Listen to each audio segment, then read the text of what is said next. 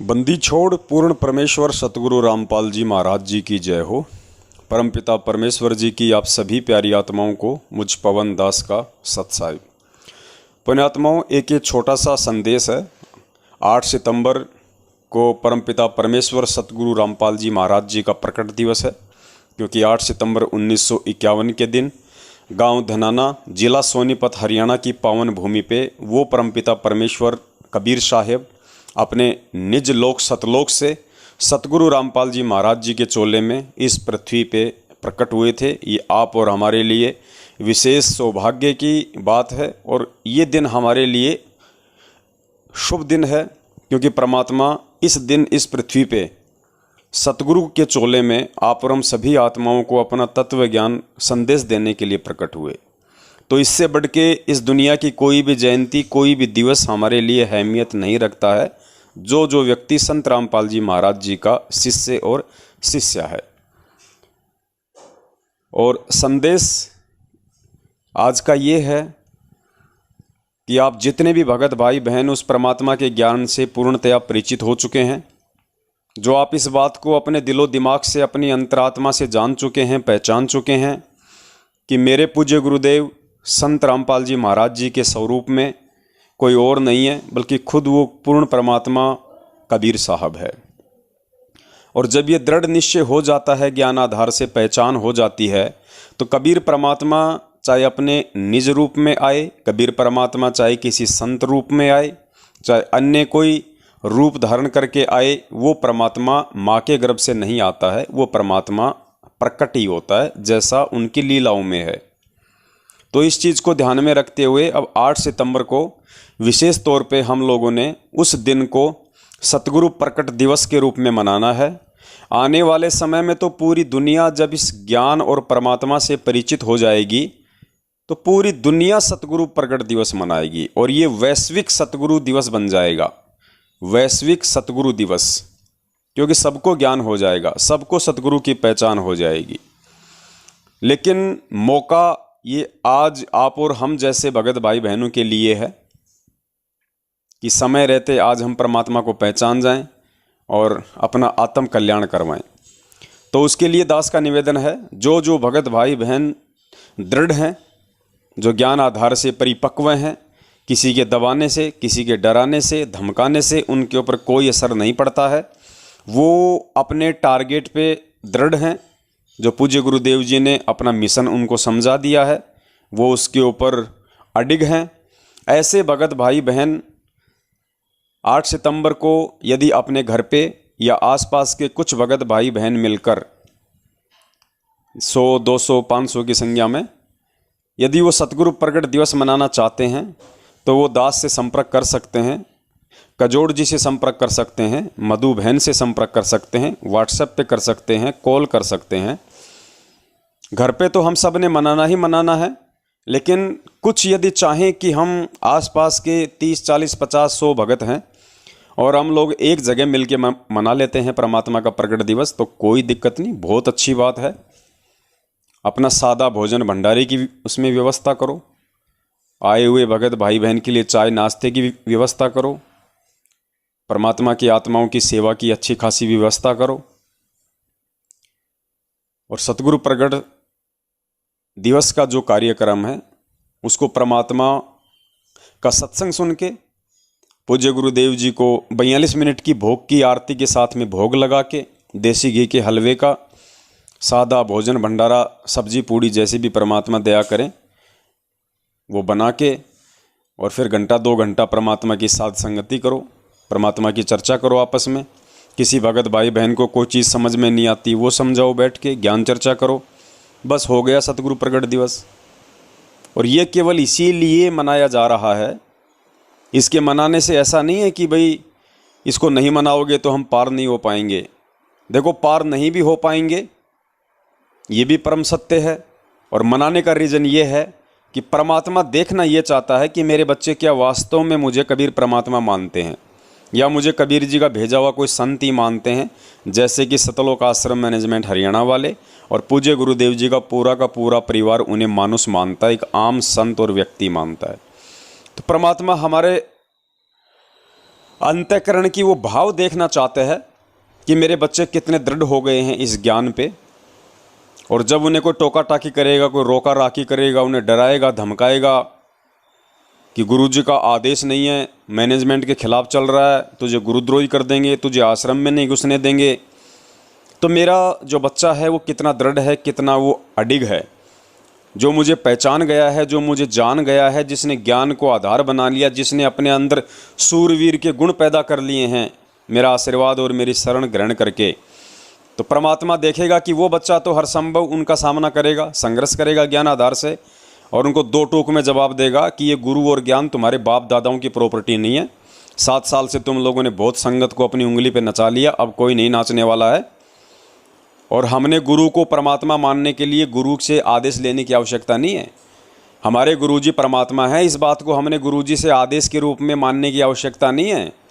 वो परमात्मा तो वचनबद्ध है काल भगवान के साथ, वो तो कहेगा नहीं कि मैं ही कबीर हूँ। गुरुजी कहेंगे नहीं कि मैं परमात्मा हूँ, तुम परमात्मा उनके कहे बगैर मानोगे नहीं तो बाढ़ में जाओ। हमें परमेश्वर ने सत्संगों में इशारे कर दिए कि वो क्या हैं, हमने उनको मान लिया। और हम किसी के बाप के गुलाम थोड़ी हैं। हमने नाम दीक्षा ली थी तो गुरुजी के भाई से पूछ के ली थी क्या? गुरुजी के बेटा बेटी से, इन रिश्तेदारों से, इन कोऑर्डिनेटरों से पूछ के ली थी क्या? और भक्ति करेंगे तो क्या इनसे पूछ के करेंगे क्या, जिनको भक्ति का खुद को कै गए का नहीं पता? हम इनसे पूछ के भक्ति करेंगे क्या? ये गुलामी का मार्ग है क्या? हम दास हैं उस परमात्मा के, तुम्हारे दास नहीं है, ध्यान रखना। तुम हमारे भगत भाई हो, हम तुम्हारे साथ में प्यार और प्रेम से पेश आ रहे हैं और आएंगे। परमेश्वर ने हमें बताया, समझाया, जो गुण है भगत के वो हम धारण किए रहेंगे। तुम चाहे धमकाओ, तुम चाहे डराओ, तुम चाहे अपनी कोई भी अच्छी हरकतों पे आ जाओ, हम वही करेंगे जो हमें परमेश्वर ने निर्देशित किया।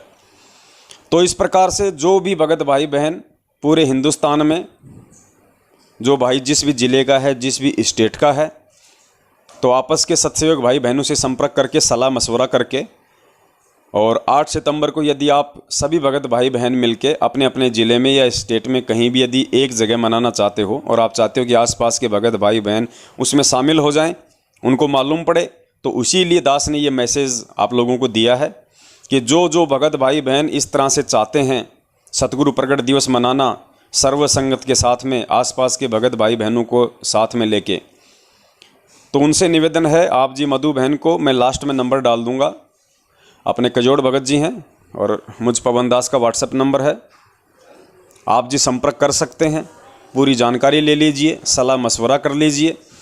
और उसके बाद में 8 सितंबर के लिए आप जी का मोबाइल नंबर, आप जी का नाम, आपका एड्रेस और आप कौन से ज़िले से हैं उसका एक छोटा सा मैसेज सेवा के माध्यम से सभी भक्तों के मोबाइल पे भेज दिया जाएगा। जो भगत आपके ज़िले के या आपके स्टेट के होंगे वो आपसे संपर्क कर लेंगे और सतगुरु प्रकट दिवस के दिन 8 सितंबर को वहाँ पे शामिल होकर साथ संगति का लाभ उठाएंगे। परमेश्वर को जो भोग लगेगा, भोग से बचा हुआ जो अन्न है उसको खा के अपने पाप कर्मों को क्षीण करेंगे। तो बस इसीलिए छोटा सा मैसेज था। और पुण्यात्माओं, अब ये डरने का दबने का मार्ग नहीं है। हम किसी के बाप की कोई बपोती नहीं है और ना हमारा गुरुदेव का ज्ञान किसी के बाप की कोई प्रॉपर्टी है। और आप सब ने देख लिया गुरुजी के परिवार वालों का आचरण, उनके कुक्रम, उनका चरित्र, उनका व्यवहार, इन कोऑर्डिनेटरों का, सबका आपने देख लिया है। कुछ भी छुपा हुआ नहीं है। तो इनसे डरने या घबराने की कोई आवश्यकता नहीं है। इनके सिर पे पैर रख के ज्ञान आधार से आगे बढ़ने की ज़रूरत है।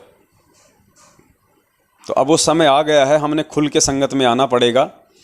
कोई ये सोचे कि मैं तो छुप के परमात्मा की सेवा कर लूँगा, मैं तो छुप के परमात्मा का ये कर लूँगा, तो ये नहीं चलेगा। अब छुपने का मतलब ये नहीं है कि आप अपनी जो पहचान है वो उनके सामने ना रखो। जैसे आपने कोई ऐसी फेसबुक आईडी बना ली जो फर्जी है, आप हो लड़के और आपने किसी औरत के नाम से बना रखी है ताकि किसी को मालूम ना पड़े, ये नहीं चलेगा भाई।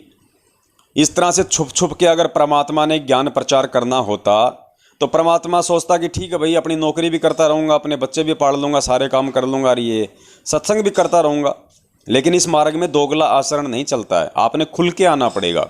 खुल के आने का मतलब ये नहीं कि आमने सामने आ जाओ, वो तो फिर लड़ाई झगड़े का काम है। परमेश्वर ने कहा कि जो सावधानी होती है वो कायरता नहीं होती है। तो सावधानी रखना बहुत ज़रूरी है। हमने जबरन किसी को मौका नहीं देना लड़ाई झगड़े का, हमने सावधानी पूर्वक अपना काम करना है। तो आप लोग ज्ञान आधार से आप जी स्वयं जो है वो दृढ़ रहिए। सोशल मीडिया के माध्यम से परमात्मा ने हमारे को बहुत बड़ा एक मंच दिया है। आप जा के एक महीने में 5 को नहीं समझा पाओगे। सोशल मीडिया पे आपकी आवाज़ लाखों तक पहुंच जाएगी। तो परमेश्वर ने हमें ये मंच दिया है, इसके माध्यम से हमने प्रचार करना है ज़्यादा से ज़्यादा। और सतगुरु प्रगट दिवस के दिन हमने आसपास के भगत भाई बहनों को संदेशा दे के, मैसेज पहुँचा के, कोई आए तो उसकी किस्मत, कोई ना आए तो उसकी बदकिस्मत, हमने अपना जो कर्म है वो पूरा करना है। अपने सतगुरु को परमात्मा मानते हुए हमने अपने गुरु के दिल में जगह बनानी है। वरना गुरुजी ने तो सत्संगों में बोल ही रखा है, जो जितना इस मार्ग पे बढ़ेगा, जितना अपने गुरु पे विश्वास करके बढ़ेगा, गुरु भी उसकी तरफ उसी रफ्तार से बढ़ेगा। एक सत्संग में गुरुजी ने कहा कि नाम लेने के बाद आप सोचोगे कि भाई चलो देखेंगे, तो फिर गुरुजी ने कहा कि परमात्मा भी फिर देखेंगे। फिर परमात्मा आगे नहीं बढ़ेगा, जितना तुम बढ़ोगे उतना ही परमात्मा बढ़ेगा। ज्ञान संपूर्ण हुआ नहीं और हरदा नहीं छदाया, इस देखा देखी भक्ति का यो रंग नहीं ठहरा। ये देखा देखी आते हैं, फलाना ठीक हो गया हम भी चलते हैं, आ तो गए लेकिन मर्यादा पर टेको, और फिर देखो परमात्मा के हाथ, फिर देखो सुखमा लिख के रोज नए नए। तो इसलिए दास आपको पहले मर्यादा बताता है और मर्यादा के बाद आपको दीक्षा दी जाती है। स्वीकार्य है तो लो, ना और दृढ़ता से ज्ञान सुनो, फिर पक्के हो जाओ। जब लो आप ले लेते हो ऐसे देखेंगे तो भगवान भी देखेगा फिर ये तो बराबर की बात से अंडरस्टूड है। तो आज ये मार्ग है सच्चाई का, ये मिशन है परमात्मा का, अज्ञान और पाखंड को मिटाने का। और 27 साल से गुरुजी अपने मिशन को लेके इसी चीज़ को समाप्त करने के लिए आगे बढ़े हुए हैं ज्ञान आधार से। तो हम उनके बच्चे हैं, हम उनके नाद पुत्र हैं, हम उनके वचन के पुत्र हैं। तो पुण्यात्माओं, हम कैसे अपने घरों में आराम से रजाई ओढ़ के बाल बच्चों के साथ में सो सकते हैं? ठीक है, अपना जो नित्य जो कर्म है वो भी हमने करना है, रोजी रोटी का धंधा भी करना है, लेकिन मुख्य टारगेट, मुख्य मकसद हमने केवल परमात्मा की भक्ति और सच्ची सेवा को ही रखना है। और जो व्यक्ति सच्ची सेवा करेगा इस काल भगवान के लोक में, ध्यान रखना उसके साथ वही होगा जो पूज्य गुरुदेव जी के साथ हो रहा है। अगर संघर्ष करोगे तो काल आपके साथ में झगड़ा फसाद करने के लिए भी लोगों को खड़ा करेगा, लेकिन आपने उनसे कैसे बचना है वो सब परमात्मा ने हमें बता रखा है।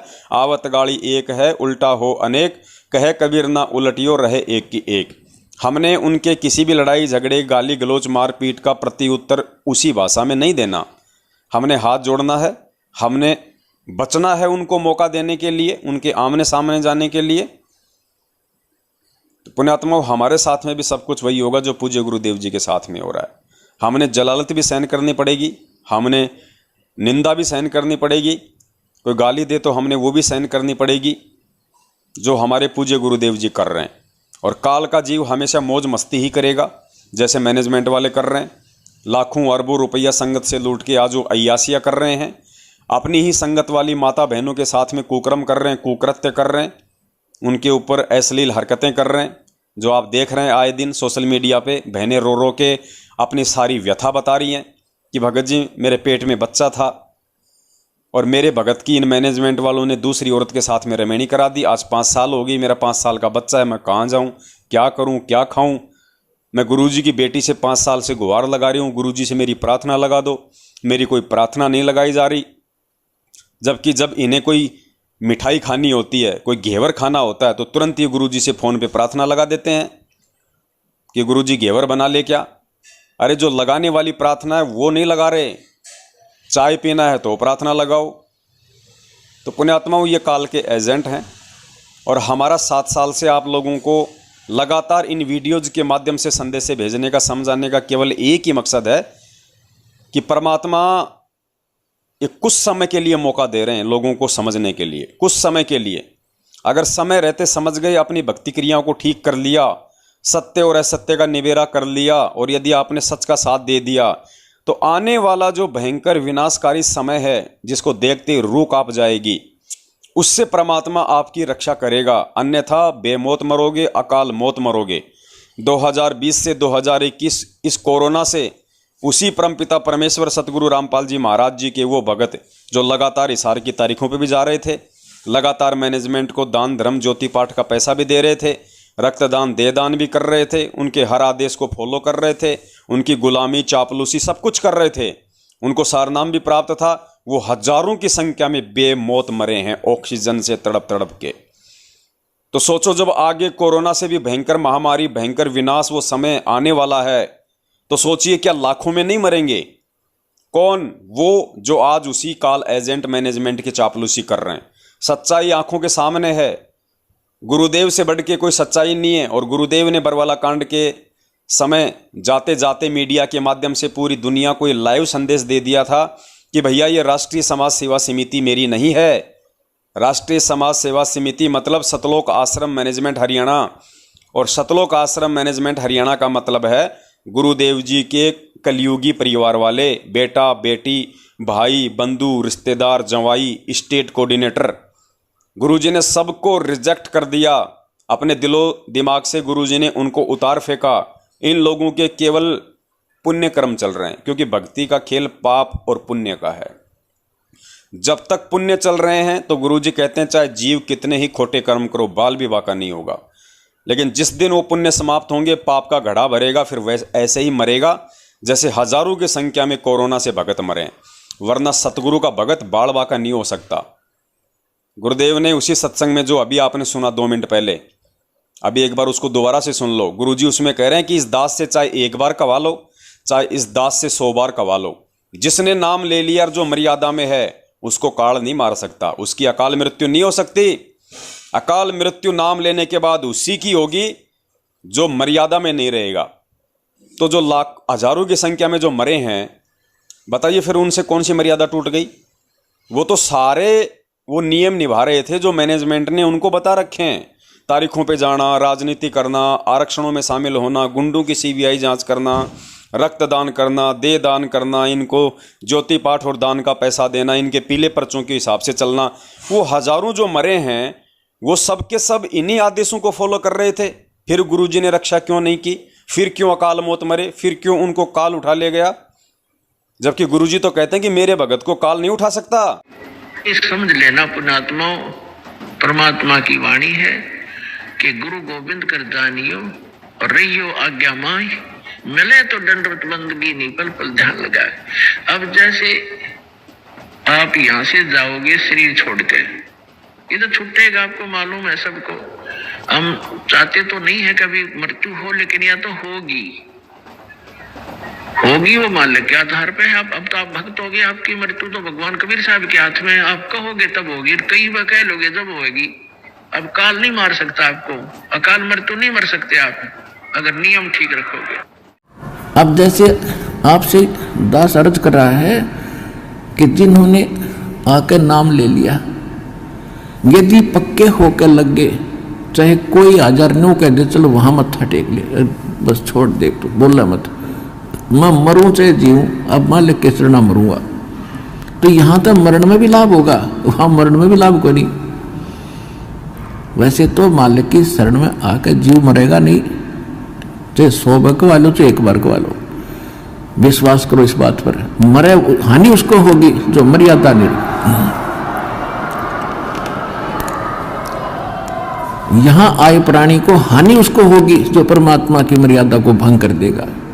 परमेश्वर का वचन है, जब लग हंसा हमारी आना, काल लगे ना तेरा बाना। कहते हैं काल, जब तक ये हंस मेरी आत्मा मेरी मर्यादा में रहेगी, मेरी आन कान में रहेगी, तब तक तेरा कोई अटैक नहीं हो सकता। और जब हम मर्यादा ही को छोड़कर बाहर चले जाएंगे तो फिर भाई काल है सारा। तो विचार करो, इन भक्तों को काल ने क्यों उठाया? इनसे कौन सी मर्यादा टूट गई?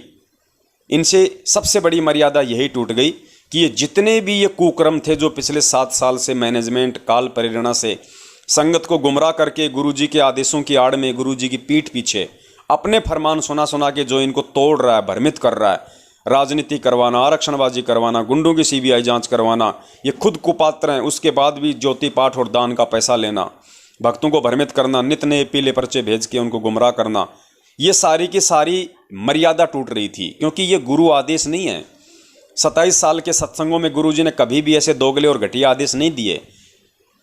अब फिर गुरुजी का विधान तो टूटेगा कि जब तक हंसा हमरी आना काल लगे ना तेरा बाणा। जब तक हंस भगत परमात्मा की मर्यादा में है तो बाल बाका नहीं हो सकता। और गुरुजी कहते हैं भाई जब तू मेरी मर्यादा से ही हट जाएगा, मैंने नालायक तेरे को सत्संगों में जो आदेश दे रखे हैं वो मेरे फाइनल आदेश हैं, उसके अलावा मेरा और कोई आदेश नहीं है। गुरुजी ने कहा कि वाणी ही परमात्मा का आदेश है। वाणी मतलब सत्संग, जो सत्संग गुरुदेव ने कर दिए, जो वाणियाँ उस परमेश्वर ने बोल दी, वो चाहे 650 साल पहले आके बोल गया हो, चाहे आज बोल रहा हो अपने सत्संगों के माध्यम से, वाणी ही परमात्मा का असली आदेश होता है। कल को गुरुजी सतलोक चले जाएंगे, तुम कहाँ से आदेश लाओगे भैया? फिर किस चीज़ को आधार बनाओगे? फिर तो तुम भ्रमित हो जाओगे, तुम भक्ति मार्ग पे टिके नहीं पाओगे। तो असली जो आदेश होता है परमात्मा का, सतगुरु का, वो उनकी वाणियाँ होती हैं, उनके सत्संग रूपी वचन होते हैं। जब तक भक्ति चलेगी परमात्मा के सत्संग रूपी आदेश ही चलेंगे। आप नित्यनियम में भी पढ़ते हो, अपने नित्यनियम के अंदर आपको बहुत कुछ विज्ञान है। विज्ञान माने तत्व ज्ञान है, विशेष ज्ञान है। और इस ज्ञान को आप केवल एक रूटीन में पढ़ लेते हो कि हमने ये एक पढ़ना है, प्रतिदिन नित्यनियम करना ही करना है, लेकिन एक व्यवस्था बनाकर नहीं इसको प्रतिदिन करना चाहिए। जितनी देर भी इसको सुनो, किसी भी पार्ट को, इसके नित्यनियम का जितना भी बुद्धि मन निश्चल हो तेरा आपका, तो ये विचार करे कि इसमें क्या बोला है मालिक ने अपनी वाणी में, क्या आदेश है तेरे लिए। तो यही धोखा खा गई वो लाखों की संगत जो मैनेजमेंट के पीछे बिना ज्ञान को आधार बनाए अंधी होकर चल रही थी। तो पुण्यात्माओं, हमने वो धोखा नहीं खाना है और ये मौका परमात्मा कुछ समय के लिए देता है, ध्यान रखना।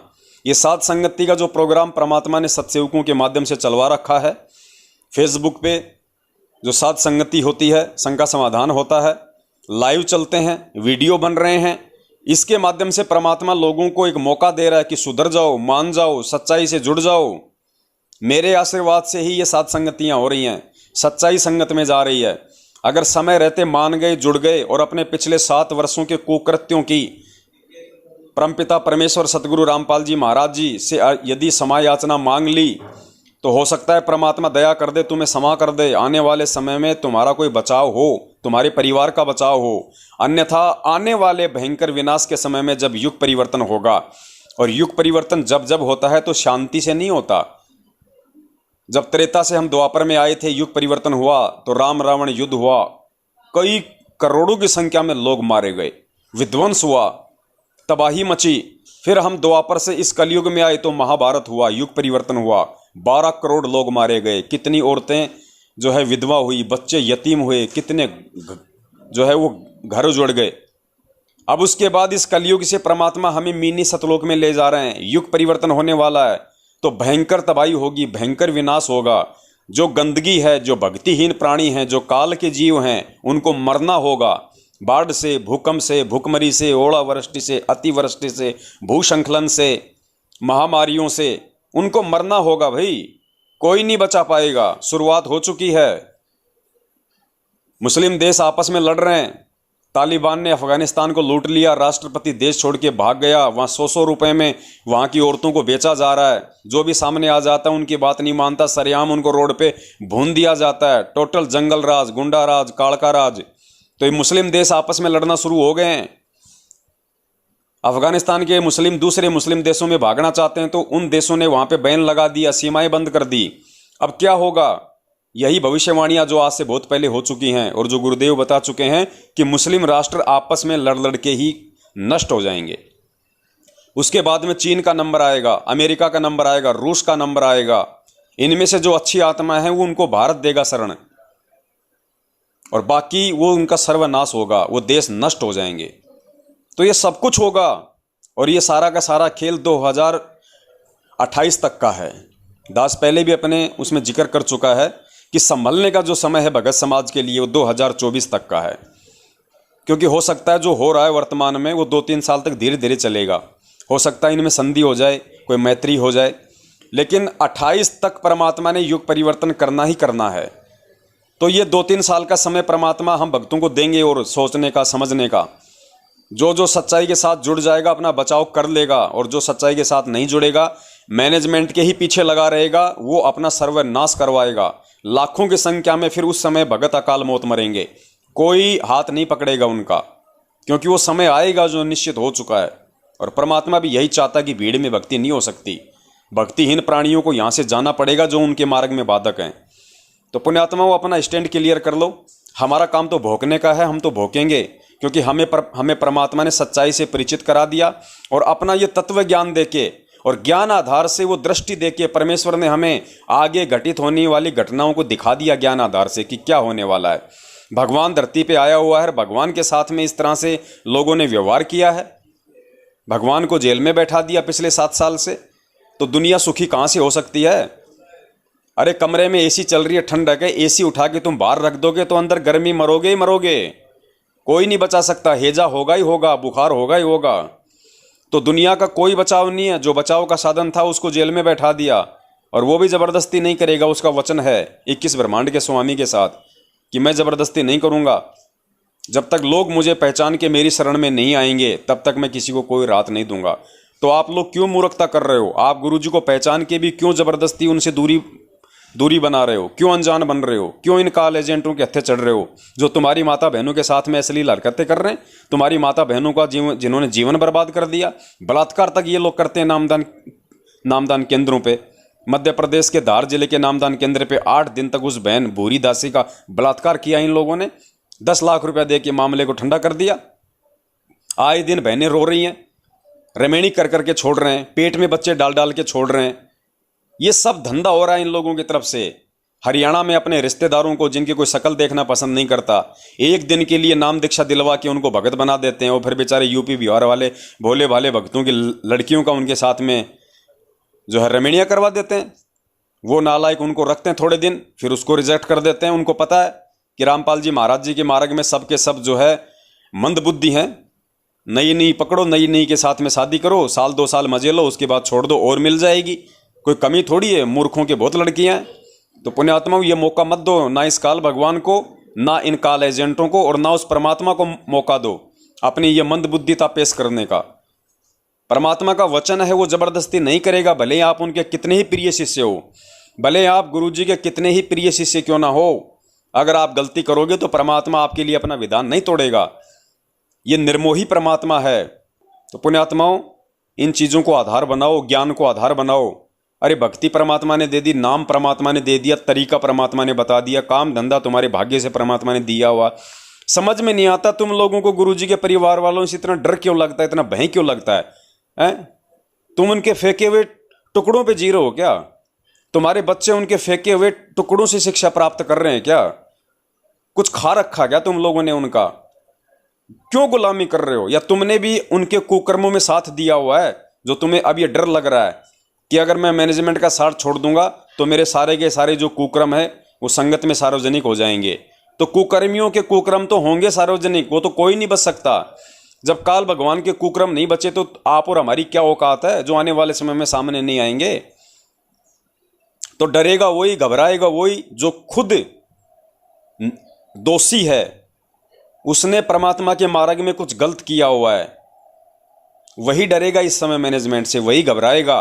नहीं, परमात्मा का सच्चा भक्त नहीं घबराएगा, नहीं डरेगा, वो सच को सच कहेगा, चाहे धरती इधर से उधर हो जाए, क्योंकि उसने अपने सत्यवादी परमात्मा को सच बोल के प्रसन्न करना है। इन झूठे पाखंडी काल एजेंटों को जो है राजी नहीं करना।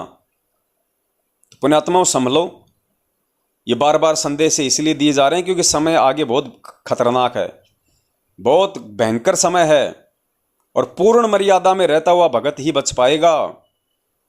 नहीं तो लाखों की संख्या में भगत मरेंगे, आंखों के सामने देख लेना आप। उस समय फिर तुम हाथ जोड़ोगे, उस समय फिर तुम सत्सेवकों के साथ जुड़ोगे, फिर परमात्मा रक्षा नहीं करेगा। क्योंकि पहलवान ओलंपिक में मेडल वही लेके आता है जो कई वर्षों पहले रिहर्सल करता है, कई वर्षों से वो प्रैक्टिस करता है, दंड पेलता है, वही पहलवान ओलंपिक में मेडल लेके आता है। ऐसा नहीं कि ओलंपिक के गेम आ गए और कोई भी ऐरा गहरा हो गया खड़ा पहन के लाल लंगोटा की, लो जी मैं लड़ूंगा कुश्ती, उसकी तो वहां पे टांग तोड़ दी जाएगी। मान लीजिए परमात्मा इस दास के रूप में स्वयं ही आ जाए, या वो स्वयं ही जैसा हम उनका स्वरूप देखते हैं उस स्वरूप में आकर भी यहां पर रहने लग जाए, तो आपका कैसा व्यवहार होगा? मान लीजिए कबीर परमात्मा अब आ जाए और वो 2-4 वर्ष यहां रहे इस आश्रम में, तो फिर भी आप घर भी जाओगे, काम भी करोगे, फिर भी आओगे, जाओगे, आओगे, लेकिन आप कैसा व्यवहार करोगे ये आप सोचो, कैसा करोगे। तो वैसा ही व्यवहार, वैसा ही बर्ताव आपने इस दास के साथ करना होगा, ताकि जिस समय हम परमात्मा के सामने वहां प्रत्यक्ष होंगे, आमने सामने होंगे, फिर हम कैसा व्यवहार करेंगे, जैसा यहां अभ्यास कर रखा है ऐसा ही वहां होगा। एक दिन में नहीं ट्रेंड हो सकते कि भगवान आ गया तो हम सारी क्रिया एक दिन कर लेंगे, नहीं, हमने पहले से ही वो हर प्रकार बैठना, उठना, भाव, नम्रता, बोलना। सतगुर के दरबार में मेरी थर थर कांपे देह, ना जानो किसी बात पर मेरा टूट न जावे नेह। इतना डर लगा भगवान के दरबार में कि कहीं कोई ऐसी गलती बन जाए या कोई ऐसी घटना ना हो जाए जिससे मेरा परमात्मा के प्रति प्यार न्यून हो जा, कम हो जा। इसलिए थर थर कांपता रहता हूं। परमात्मा हमें बता रहे हैं तुमने ऐसे व्यवहार करना है, ऐसे बर्ताव करना है, ऐसा स्वभाव बनाना है। तो गुरु जी को परमात्मा मानकर, ये मान लीजिए गुरु जी के रूप में कबीर जी बैठे हैं, तो फिर आप उस जिस परमात्मा के लिए ऋषि मुनियों ने हजारों वर्षों तक अपना शरीर गाड़ दिया, कथित शरीर फूंक दिया, उल्टे लटक गए शेख फरीद जी जैसे, और जब भगवान सामने हो तो फिर हम क्या करेंगे? इस शरीर को, इस अभिमान को हम नहीं देखेंगे, हम भगवान देखेंगे। इस शरीर को मिट्टी देखेंगे, जिसके लिए ये शरीर मिला था वो सामने हमें मिल गया, तो फिर हम केवल उसी को देखेंगे। तो तुम सोचोगे बाद में मैं गुरुजी से माफी मांग लूंगा, बाद में मैं सत्सेवकों के साथ जुड़ जाऊंगा, बाद में मैं साध संगति से जुड़ जाऊंगा, बाद में मैं मैनेजमेंट को छोड़ दूंगा, फिर कुछ नहीं बचा होगा। वो अंतर्यामी है, तुम उससे कुछ नहीं छुपा सकते। उसको सब पता कि कौन सी आत्मा कब तक बुरे कर्मों में लिप्त थी और कौन सी आत्मा अब इस विनाशकारी समय को देख के, और जब उसके एडी से ऊपर तक उसके पसीने आ गए तब आया मेरे पास, उस समय परमात्मा उसकी रक्षा नहीं करेगा। तो बहुत सोच समझ के चलो पुण्यात्माओं, समय नहीं है। इसलिए दास की प्रार्थना है, 8 सितंबर का समय आ रहा है, खुल के संगत में आ जाओ, खुल के अपना नाम गांव पता जाहिर करो। अगर कहीं कोई बातचीत होती है, भक्तों से बातचीत करो, उनको समझाओ, अपनी जिम्मेदारी आप पूरी करो। आपके संपर्क में जो भगत भाई बहन हैं, जो मैनेजमेंट के पीछे लगे हुए हैं, आपकी जिम्मेदारी है कि आप उनको फोन करके समझाएं। वो माने ना माने, उसके बाद उसका प्रारंभ दोबारा फोन ना करो, और उसके साथ जो बातचीत करो उसकी ऑडियो अपने ग्रुपों में डालो, भक्तों को डालो। अरे आज आप जा के नहीं समझा पाओगे, आज आप एक को फोन करोगे, अगर वो समझ गया तो अच्छी बात है, नहीं समझा तो अच्छी बात है। उसकी ऑडियो आपने संगत में वायरल की, वो हजारों तक जाएगी, तो आपकी हजारों बार सेवा बन रही है। किस प्रकार से देखो, परमात्मा एक बार समझाने से हजारों बार उस चीज की पुनरावृत्ति करवा रहे हैं टेक्नोलॉजी के माध्यम से, तो आपकी सेवा बन रही है। अब मैं लाइव आता हूं 4-4 घंटे, मैं तो एक बार लाइव आया, वो वीडियो आप लोग शेयर करते हो, उसको हजारों लोग देखते हैं, लाखों लोग देखते हैं उसको, तो मेरी उतनी सेवा बन रही है, हर बार मेरी सेवा बन रही है। तो ये तरीके हैं जिन तरीकों से परमात्मा हमारी सेवा बनाएगा और हमारे को ज्ञान से भी मजबूत करेगा। तो 8 सितंबर को जो भगत भाई बहन बिल्कुल जो दृढ़ हैं वही आगे आएं, अपना नाम गांव पता अपनी जगह बताएं। पहले 2-4-5 भक्तों से जो आसपास के हैं, जो उनकी विचारधारा से मेल खाते हैं, जो दृढ़ हैं, किसी के भी झुकाने से, डराने से, धमकाने से नहीं झुकेंगे, वो पहले अपना सलाह मशवरा कर लें कि भाई 8 तारीख को हमने किस प्रकार से समागम करना है, कहाँ रखना है। उसके बाद वो दास को फ़ोन करें, मधु बहन को करें, वो कजोड़ जी को फ़ोन करें, फिर उनका मैसेज उनका डाल दिया जाएगा। जो आपके ज़िले का होगा वो आपसे संपर्क कर लेगा, आपके नंबर होंगे, आप उनको बता दीजिएगा, आपको भी आइडिया रहेगा। 100 भगत आएंगे, 200 आएंगे, 500 आएंगे। तो पुण्यात्माओं, इस प्रकार से थोड़ी सी दृढ़ता दिखाओ, थोड़ी हिम्मत दिखाओ, वरना आने वाले समय में तो जब कहीं धरती पर ठोर ठिकाना नहीं मिलेगा अपने बचाव का, तो सभी इस परमात्मा की तरफ दौड़ेंगे, लेकिन उस समय ये रक्षा नहीं करेगा। ये आज देख रहा है कि आज मेरे लिए कौन संघर्ष कर रहा है। परमात्मा कहते हैं, भक्ति भाव भादो नदी सबे चले गहराए, सरिता सो ही जानियो जो जेठ मास ठहराए। परमात्मा कहते हैं, सावन के महीने में जब बरसात होती है तो छोटा मोटा नदी नाला सभी पानी से उफान मारते हैं, तो मालूम नहीं पड़ता कि कौन सी सही नदी है। लेकिन असली नदी का पता उस समय चलता है जब जेठ का महीना हो, जब गर्मी का समय हो, जून का समय हो, पानी की कहीं कोई बूंद नहीं पड़ रही हो, फिर भी कोई नदी बह रही हो, वो होती है असली नदी। तो आज है गुरुजी के वचनों पे चलने का सही समय। आज है गुरुजी के हृदय में सच्चाई का साथ देके एक विशेष जगह बनाने का समय। अरे कल को तो पूरी दुनिया, अंधे गूंगे बहरे काणे लोंगे लपोटे, सभी गुरुजी के पीछे लग जाएंगे, क्योंकि गुरुजी के अलावा कोई दिखाई नहीं देगा, कहीं कोई बचाव का रास्ता ही नजर नहीं आएगा।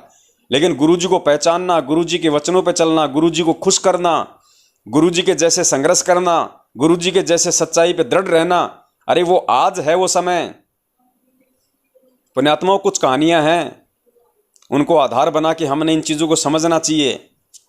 एक व्यक्ति था, परमात्मा का भगत था, वो घूम रहा था, वो टहल रहा था। ऊपर से नारद जी आए एक आम व्यक्ति का वेश बना के, और उन्होंने कहा कि भगत जी राम राम। उन्होंने कहा जी राम राम। उन्होंने कहा जी मैं परमात्मा का संदेश लेके आया हूँ। बोले जी क्या संदेश लाए हो? आज मैं संदेश लाया हूँ, मैं उन लोगों की लिस्ट है मेरे हाथ में, मेरे पास में उन लोगों की लिस्ट है जो लोग परमात्मा को प्यार करते हैं, जो लोग उस परमात्मा को प्यार करते हैं, उस परमात्मा को चाहते हैं, उन लोगों की लिस्ट है मेरे पास में। सुनना चाहोगे? तो उस भगत ने कहा भाई सुना दे। तो नारद जी ने वो लिस्ट सुनाई, तो उसमें उस भगत का नाम नहीं था। भगत फिर भी अपना वैसा ही रहा। तो नारद जी ने कहा भाई तुम्हें कोई दुख तकलीफ नहीं हुई?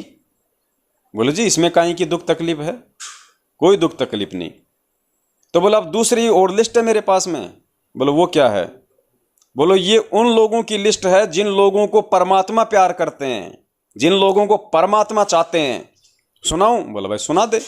तो उसमें जो उसने नाम गिनाए, उसमें उस भगत का भी नाम था। फिर भी वो समभावी रहा। बोला भाई ना तो तू उस दिन ज़्यादा खुश हुआ, ना तू आज कोई ज़्यादा खुश हुआ। बोला भाई इसमें खुशी की बात क्या है? मैं जैसे कर्म करूंगा परमात्मा उसी अनुसार मेरे को फल देगा। उसको सब पता है कि कौन मुझे छल कपट से चाह रहा है, कौन छल कपट अपने स्वार्थों के लिए मेरे से जुड़ा हुआ है, कौन अपने लोभ लालच के लिए मेरे से जुड़ा हुआ है, कौन मेरा बेटा बेटी भाई बंधु रिश्तेदार जवाइयों के दबाव में मेरे से जुड़ा हुआ है, कौन गुरुद्रोही होने के डर से मेरे से जुड़ा हुआ है, कौन मेरे से इस बात से जुड़ा हुआ कि मैनेजमेंट का पीछा छोड़ दूंगा, गुरुजी के परिवार वालों की चापलूसी करना छोड़ दूंगा, क्या पता मेरे को कल को ये लोग आश्रम में नहीं घुसने दें, क्या पता ये लोग मेरे को भी पवनदास की तरह जानवरों की तरह मारें। तो कौन किस प्रकार से मेरे से जुड़ा हुआ है, अर्थात कौन व्यक्ति क्या सोच के मेरे से प्यार करता है, मुझे चाहता है, वो एक बात अलग है। लेकिन मैं किस व्यक्ति को चाहता हूं, मैं किस व्यक्ति को प्यार करता हूं, वो है सच्चा प्यार। क्योंकि भगवान जिसको प्यार करेगा वो शुद्ध आत्मा को प्यार करेगा, जो भगवान के जैसे लक्षणों से युक्त है। तो पुण्यात्माओं, हमने ये लड़ाई झगड़े मार काट, ये गुरुद्रोही बोल देना, धमका देना, माँ बहन की गालियां देना बात बात पे, हमने इन लोगों के डर से, इन लोगों के भय से, इन दो कौड़ी के जीवों की झूठी औकात से हमने नहीं डरना, नहीं घबराना। अगर हम मर्यादा में हैं और हमने गुरु को परमात्मा मान लिया तो काल का सबसे बड़ा दाव है केवल भौंकना। वो कुत्ते की तरह भौंकेगा, आपको डराएगा, उसका प्रथम दाव है आपको डराना। और आप नहीं डरे तो फिर वो कुछ नहीं कर पाएगा। कहते हैं ना, भौंकने वाले कुत्ते कभी काटते नहीं और गरजने वाले बादल कभी बरसते नहीं। इन्होंने मारना था, खूब मार लिया, पवनदास को मार लिया, वो कोई रीजन था। परमात्मा ने इनके कुकर्मों को संगत के अंदर जाहिर करवाना था उस वीडियो के माध्यम से। आज आपके साथ नहीं होगी वो घटना, आपको नहीं मार सकते अब ये लोग। संगत जाग रही है, लाखों की संख्या में सत्सेवक हो चुके हैं। इनको भी इस बात का आभास है कि हमारे पास में जो 100% दान आता था, आज वो 25% रह गया। हमारे खुद के जो है वो खर्चे पूरे नहीं हो रहे। इनको अच्छे से पता है कि लोग खाली एक भय से हमारे पीछे लगे हुए हैं, लेकिन पैसा कोई नहीं दे रहा। सबको पता है कि हमारा पैसा जो है वो गटर में जाएगा, हमारा पैसा कुकर्मों में लगेगा, राजनीति में लगेगा, गुंडों की सीबीआई जांच में लगेगा। अगर हमने इनको दिया तो, और उसके प्रतिफल में फिर क्या हो रहा है, कुपात्रों को ध्यान दिया, उसके प्रतिफल में आज क्या हो रहा है, कोरोना में हजारों भगत मरे बेमौत। तो सबको सच्चाई समझ में आ रही है, ऐसी बात नहीं है। लेकिन कुछ आत्माएं हैं जो दृढ़ हैं, जो सतगुरु की जो पक्की भगत हैं, पिछले जन्मों के संस्कारी प्रबल भक्ति संस्कार युक्त हैं, वो हिम्मत कर रहे हैं, वो सामने खड़े हो रहे हैं, दूसरों को भी जागने की प्रेरणा दे रहे हैं कि भैया तुम भी हमारी तरह खड़े हो जाओ, तुमने कौन सा इनसे कर्जा लेके खा रखा है, या तुम इनके दिए हुए जो है टुकड़ों पे पल रहे हो? अगर नहीं पल रहे तो पुरुषार्थ है तुम्हारे अंदर, खड़े हो। भगवान सच्चाई के लिए जेल में बैठा है, दुनिया की तोहमत सहन कर रहा है, और तुम इन 2 कौड़ी के काल एजेंटों की चापलूसी कर रहे हो, इनसे डर रहे हो तुम। आज तुम इन 2 कौड़ी के अपने जैसे जीवों से तुम इतना डर रहे हो, कल को शरीर छोड़ोगे 12 करोड़ यम के दूत आएंगे रास्ते में, उनसे तुम क्या क्या खाक मुकाबला करोगे? तो हिम्मत करो, आगे बढ़ो, सहयोग करो उन भगत भाई बहनों का जो पिछले 7 साल से सतगुरु के आदेश से, सतगुरु के आशीर्वाद से, सतगुरु की प्रेरणा से इस भक्ति मार्ग में लोहे की तरह खड़े हैं। पुण्यात्मा, तब परमात्मा प्रसन्न होगा, उन्हीं आत्माओं की परमात्मा आने वाले समय में रक्षा करेगा। नहीं तो ऐसे जाओगे जैसे गधे के सिर से सींग जाते हैं। परमात्मा किसी का सगा नहीं है, ध्यान रखना। परमात्मा के सतलोक में कोई फैक्ट्री कोई बंद नहीं पड़ी, वहाँ की लेबर ने कोई हड़ताल नहीं कर रखी। जो तुम यहाँ से जाओगे तो परमात्मा का वो सिलाई का काम चलेगा। इस भूल में मत रहना। परमात्मा किसी का सगा नहीं है। परमात्मा सबके साथ में समान रूप से व्यवहार करता है। परमात्मा कोई अन्याय नहीं करता, वो न्याय करता है। परमात्मा धर्म की स्थापना करता है, वो अधर्मी और पापियों का साथ नहीं देता। तो ये मैनेजमेंट वाले, ये भले ही आपको दिखाई देते हैं भगत, गुरुजी के परिवार वाले, लेकिन ना ये गुरुजी के परिवार वाले हैं, क्योंकि गुरु का असली परिवार उसकी संगत होती है, उसका ज्ञान आधारी बच्चा होता है। ये सब के सब काल एजेंट हैं, और आने वाले समय में देख लेना, अगर इन्होंने अपने कुकर्मों के समय रहते उस भगवान से माफ़ी नहीं मांगी और साध संगति से नहीं जुड़े, सच्चाई का साथ नहीं दिया, ये ऐसे जाएंगे आपकी आंखों के सामने जैसे गधे के सिर से सींग जाते हैं। और जब ये जाएंगे तो सोचो इनके पीछे चलने वाले कहाँ बचेंगे। महाभारत कितना भयंकर युद्ध हुआ, उसमें पांडवों की रक्षा बनी और सब दुनिया मर गई। ऐसे ही परमात्मा ऐसी आपत्तियों में कबीर परमेश्वर के बच्चों को, कबीर परमेश्वर की जो विशेष आत्माओं को, विशेष कौन सी होती हैं, जैसे वैसे तो हम कबीर जी के सभी बच्चे हैं, सभी उसी की आत्मा है। कीड़ी, हाथी, कुंदर, राजा, रंक, महादेव, ब्रह्मा, विष्णु, महेश और हम। विशेष आत्मा वो हैं जो उनकी आज्ञा का पालन करके उनके अनुसार चल रहे हैं। जैसे एक पिता की 5-6 बेटे हैं और 2 पुत्र उसकी आज्ञा का पालन ना करके बकवाद करते हैं, कि तो चोरी करते हैं, कि तो लठ बजाते हैं, कोई झगड़ा करते हैं, तो वो विशेष आत्मा उसके बच्चे नहीं हैं। आत्मा में दुख तो होता है, लेकिन वो उसकी आज्ञा से बाहर जा करके हैं, तो उन पर विशेष ध्यान ना दे करके पिता उनकी तरफ विशेष ध्यान देता है जो उसकी मर्यादा में चल रहे हैं। और जो दूसरे हैं मर्यादाहीन रहते हैं, उनसे तो पैसे भी छुपा कर रखा करे, कभी रास्ते ये निकाल ना ले जाएं। तो ऐसे ही जो परमेश्वर की प्यारी आत्माएं कभी किसी उसके चरणों में रही हैं, उस क्षेत्र में परमात्मा ने अकाल नहीं गिरने दिया। तो यहाँ उसी के विषय में बताते हैं, पंडो भारत में बस। तो अब समय है 8 सितंबर को खुलेआम जहां जहां भी सतगुरु प्रकट दिवस मनाया जाए सत्सेवकों की तरफ से, उसमें शामिल हो जाओ। मैसेज डलेंगे हर जिले के, और एक मोबाइल नंबर है उसको नोट कर लो। एक मोबाइल नंबर लिख लो, 740 66 9311 74066 9311 740 66 93 111। इस नंबर पे खाली मिस कॉल मारो, क्योंकि मिस कॉल नंबर है, इस पे बात नहीं हो पाएगी। इस पे केवल 2 बार घंटी जाएगी, उसके बाद ऑटोमेटिक आपका फ़ोन कट जाएगा। खाली 1 बार घंटी मारनी है, बार बार नहीं मारनी। आपका नंबर हमारे पास आ जाएगा, मैसेज हम आपको भेजते रहेंगे, आपके मोबाइल पे डायरेक्ट मैसेज आएंगे सिम पे। उनको चेक करना, उनको देखो, खोलो उन लिंक को, सच्चाई से परिचित हो जाओ। कहीं भी कोई 8 सितंबर को सतगुरु प्रकट दिवस होगा तो उस मैसेज के माध्यम से ही आपके पास में संदेश आ जाएगा। अगर आपके जिले का है, आपके स्टेट का है, उस भाई से बात करो, उसका नंबर होगा जहां पे सतगुरु प्रकट दिवस मनाया जा रहा है, उससे बात करो, कहां आना है, कैसे आना है। सच्चाई का साथ दो, भगवान का साथ दो, क्योंकि परमात्मा यहां पे मूर्खों की और अंधों की फौज खड़ी करने नहीं आता। परमात्मा यहाँ पे हरामखोर और चापलूसों की फौज खड़ी करने नहीं आता। परमात्मा यहाँ पे भगत और सूरवीरों की फौज खड़ी करने आता है, और उन्हीं के सतलोक में आवश्यकता होती है। बाकी तो यहीं काल के कोलों में पिसते रहेंगे। 84 लाख योनियां हैं, अपना छल बल कल को लोमड़ी बन के दिखाना। फिर आज जो चापलूसी कर रहे हैं ना, कल को वो कुत्ते बनेंगे सारी जिंदगी, क्योंकि चापलूसी वाला वो गुण रहेगा उनके अंदर। वो कुत्ते बन के फिर मालिक के तलवे चाटेंगे पूरी जिंदगी। जो आज अपने आप को शाने समझ रहे हैं, अपने आप को जो है वो चतुर समझ रहे हैं, वो कल को बनेंगे लोमड़ी। खूब फिर चतुराई दिखाना, फिर तुम्हारे पुस्तकों में लिखे जाएंगे चतुर लोमड़ी, एक क्लेवर फॉक्स। लोग पढ़ेंगे फिर तुम्हारे किस्से। जो मार पिटाई करता है, जिसको अपने बल पे अहंकार है, वो कल को भैंसा बनेगा, वो कल को बैल बनेगा। फिर उसको किसान उसको खेत में जोड़ेगा, फिर दिखाना अपना बल, फिर दिखाना अपनी ताकत, अपनी पावर। जो भक्तों को मारा करता था, जो गालियां निकालता है, फिर कल को वो कुत्ता बनेगा, फिर रात को हू करेगा। फिर दिखाना अपनी वो कला कि मैं बहुत गालियां निकालता था गुरु जी का नाम लेके भी, माँ बहन की। पुण्यात्माओं, इन कर्मों से बचो। इन ऐसे कर्म कर करके ही तो हम लोग फंसे हुए हैं।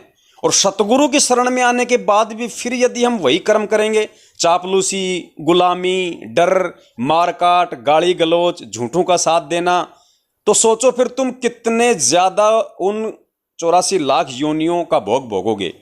क्योंकि परमात्मा कहते हैं जो व्यक्ति ज्ञानहीन होता है, जो व्यक्ति परमात्मा के विधान से अपरिचित होता है, वो यदि कोई गलती करता है, अर्थात जगत वाला यदि कोई यदि गलती करता है, तो उसको उस गलती की केवल एक ही सजा मिलती है।